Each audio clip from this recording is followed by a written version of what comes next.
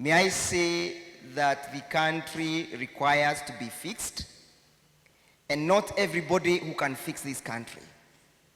It is enough to have good laws, it is enough to have good constitution, but it is more important to look at the character of the man contesting for presidency. It is not every person who can be the president, and that has been proved beyond any reasonable doubt. Therefore, this election that is coming on the 10th of August 2027 will be about character, integrity, and the ability for a person to be trusted and believed. And therefore, the question will be, in whose hands are we safe? That will be the fundamental question.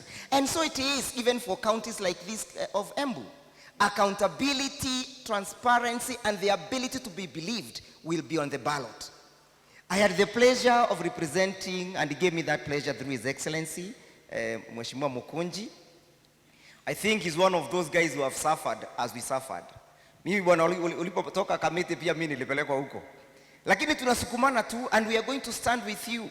Because this young man has proved that he's a man of substance, is a man who can be believed, is a man in whose we can place our bet on when it comes to issues of integrity. Finally, Your Excellency, what you are not told about the history of this church is that this church was not just built by the people of Embu. It was a union between the people of Embu, Isiolo, Marsabit, Tharaka-Nithi, Meru, and Mbere. It is a monumental remembrance of how our unity of this community has come from. And it will remain as a monument to remind us that we are one people. And therefore these stories I'm hearing, ati sijui mulima itagawanyishwa, sijui tutapelekwa wapi. Where will you take this church? Utaipeleka wapi? When I see this church, I remember Dr. David Gitari.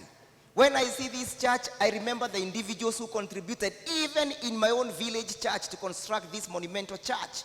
Sasa sisi tuko hapa, we are one community, we are going to live. And Your Excellency, when you look at the history of this church, you'll see the procession that was led on the 16th of September 1990 by Dr. David Gitari.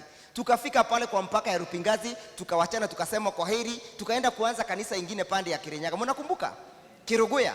Na tulianza from scratch after building this monumental church. So huyu jamaa anakuja kutuambia ati mulima inagawanywa na nani? Nani atagawanya mulima? Hii mulima itaenda kuishi hapo. Yeye ameingia juzi. He must understand the history of our people. And let me tell you, Mr. Ruku, because you are once a time my client. When the deal is too good, think in the name of the Father, Son, and the Holy Spirit.